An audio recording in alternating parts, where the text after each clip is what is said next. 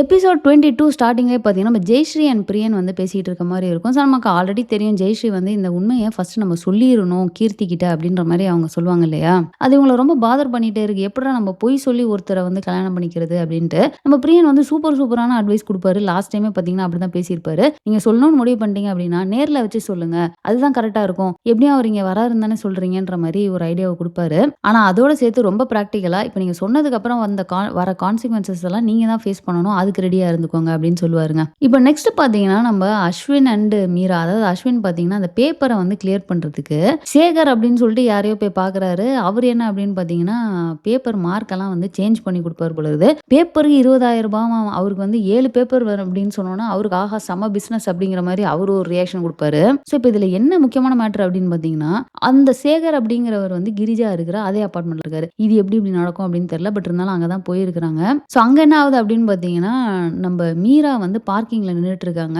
மது கரெக்டா வண்டியை பார்க் பண்ண வராங்க. கரெக்டா அவங்க பார்க்கிங்ல தான் இவங்க பார்க் பண்ணியிருக்காங்களாமா. அவ்வளோ பெரிய அபார்ட்மெண்ட்ல அவ்வளோ பார்க்கிங் இருந்தோம். இவங்க கொண்டு போய் அங்க பார்க் பண்ணி காட்டுவாங்க. ஸோ நம்ம மதுவுக்கும் மீராக்கும் பாத்தீங்கன்னா செம்மையா பிரச்சனை ஆயிருது. அது எப்படி நீ இங்க பார்க் பண்ணுவேனா, உங்களுக்கு ஏன் இங்கே தான் பார்க் பண்ணுமான்னு சண்டையாகி மது பாத்தீங்கன்னா மீராவோட வண்டியை எட்டி உதைக்கிற அளவுக்கு வந்து பிரச்சனை ஆயிருது. ஆனா அந்த இடத்துல நம்ம அஸ்வின் வந்து ஒரு விஷயத்த பண்ணுவார். அதாவது அஸ்வினோட டச் என்ன அப்படின்னு பாத்தீங்கன்னா அவர் வந்து பார்த்துருக்கு அவர் வண்டி கீழே விழுந்து கிடக்கும். இவங்க சண்டை போட்டுட்டு இருப்பாங்க.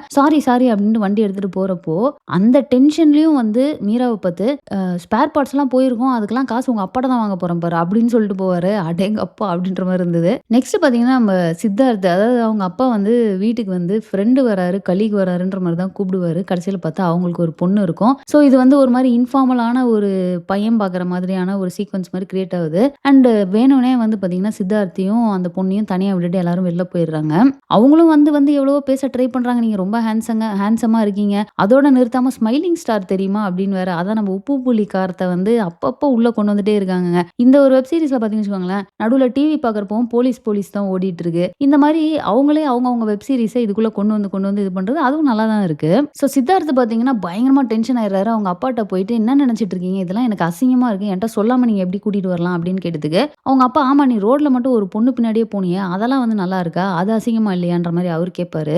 ஆனா இப்ப இதுல என்ன தெரியுமாங்க, மறுபடியும் வந்து அந்த பொண்ணோட குடும்பத்துக்கும் நமக்கும் செட் ஆகாதுன்றத மறுபடியும் சொல்லிட்டே இருப்பாரு. ஏன்னா இவர் ஆல்ரெடி போயிட்டு அந்த பொண்ணை பத்தி ஃபுல்லா விசாரிச்சிட்டாரு. அவங்க அப்பா யாரு எல்லாமே தெரிஞ்சிருச்சு. ஸோ அவங்களுக்கும் நமக்கு செட் ஆகாதுன்றதை ஏன் இவர் திரும்ப இன்சிஸ்ட் பண்ணிட்டே இருக்காருன்னு தெரியல. இதுல ஏதோ ஒரு பெரிய விஷயம் இருக்குது. அவர் வந்து வெளியே சொல்ல மாட்டேங்கிறாரு ஓப்பனா அப்படிங்கிறது மட்டும் நல்லா தெரியுது.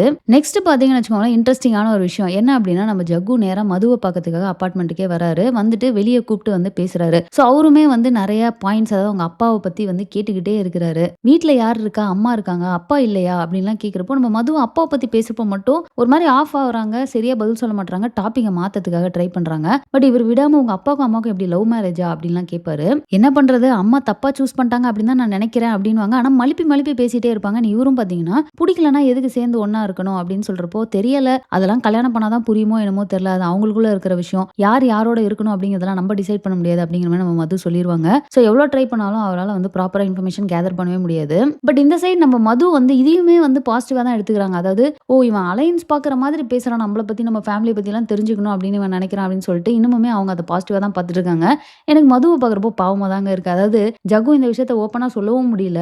பட் இவங்க வந்து அவரோட எல்லா ஆக்ஷனையுமே வந்து இவங்களுக்கு ஃபேவரபிளாவே வந்து நினைச்சிட்டு இன்னும் என்கரேஜ் ஆயிட்டு இருக்க மாதிரி தான் இருக்கு.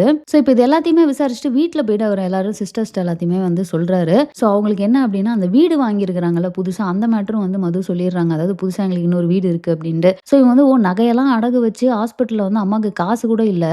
ஆனால் இவர் எல்லாத்தையும் கொண்டு போய் அங்கே புதுசாக ஒரு வீடு வாங்கியிருக்கிறாரு. இதுக்கு நம்ம ஏதாவது பண்ணி ஆகணும். அவரோட வரவு செலவு, அதாவது அந்த கடையோட எல்லா கணக்குமே நம்ம பார்க்கணும். ஆனால் அது அவருக்கு தெரியக்கூடாது. ஸோ ஏதாவது நம்ம பிளான் பண்ணணும் அப்படின்ற மாதிரி வந்து இவங்களுக்குள்ளேயே வந்து பிளான் பண்ணிக்கிறாங்க. இன்ஃபேக்ட் மீராலாம் பார்த்தீங்கன்னா நெக்ஸ்ட் லெவல் போயிட்டு நான் நம்ம கடைக்கு வந்து இன்டர்ன்ஷிப் பண்ணுறேன்லாம் சொல்லுவாங்க. பட் இவர் ரொம்ப தெளிவாக இருப்பார், நம்ம கடைக்கு வரக்கூடாது, நம்ம கடன் இருந்தால் நீ எப்படி அங்கே வேலை பார்த்தா கரெக்டாக இருக்கும், நான் ஒரு ஃப்ரெண்டு கடை சொல்கிறேன், நீ அங்கே போய் வேலை பாரு அப்படிங்கிற மாதிரி இவர் மாற்றி விட்டுருவார் ரொம்ப தெளிவாக. ஸோ அவ்வளோதாங்க, எபிசோட் 22 நடந்த எல்லாத்தையுமே நம்ம ரிவ்யூ பண்ணிட்டோம். அடுத்த எபிசோட் 23 நினச்சி ரிவ்யூ பண்ணி நெக்ஸ்ட் ஒரு வீடியோ போடுற மிஸ் பண்ணாமல் பாருங்க. மறக்காம சேனலை சப்ஸ்கிரைப் பண்ணிருங்க. தேங்க்ஸ் ஃபார் வாட்சிங். Bye by.